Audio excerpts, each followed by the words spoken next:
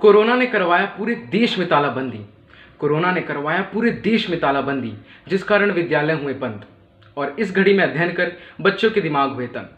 आप सभी को मेरा नमस्कार। मैं अमन कुमार, वेदा व्यासा टीवी पब्लिक स्कूल कक्षा 10वीं ब का छात्र आपके सामने अपने मन की बात प्रस्तुत करने जा रहा हूं, जिसका विषय है तालाबंदी के जाल में अध्ययन, एक मानसिक दबाव। जैसा कि हम सब जानते हैं कि हम पिछले 7-8 महीनों से इस कोरोना काल से जूझ रहे हैं और केवल भारत ही नहीं, इस महाजाल ने पूरे विश्व में कोहराम मचा रखा है।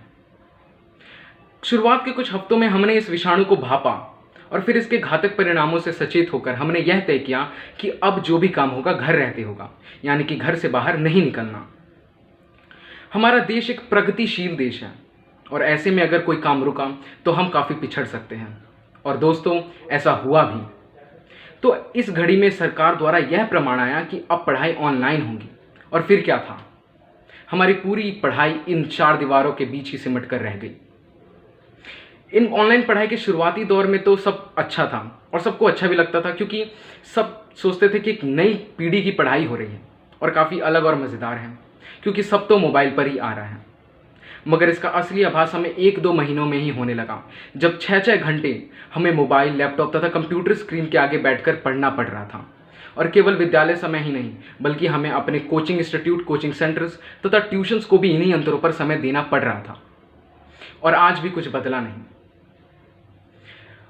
अब तो ऐसा लगता है जैसे मानो हमारी पूरी जिंदगी एक मोबाइल फोन और इन 4 दीवारों के बीच ही सिमट कर रह गई है। अब मानो ऐसा लगता है हमारी पूरी एकाग्रता क्षमता शून्य पर चली गई हो। और इसका सबसे घातक परिणाम है मानसिक दबाव।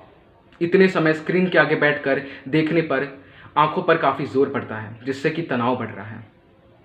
आजकल के बच्चे केवल उदार विचारों पर निर्धारित हो गए हैं, मानो उनकी काल्पनिक क्षमताओं में भी ताला लग गया है। और यहाँ तक कि बच्चों को उनकी खुद की क्षमता का भी पता नहीं, क्योंकि अब तो परीक्षा भी ऑनलाइन ही हो रही है। अंत में मैं अपनी वाणी को विराम देते हुए यही कहना चाहूँगा कि इस कोरोना काल में, इस तालाबंदी में अध्ययन कर हमारा दिमाग बहुत ही तनाव में चला गया है।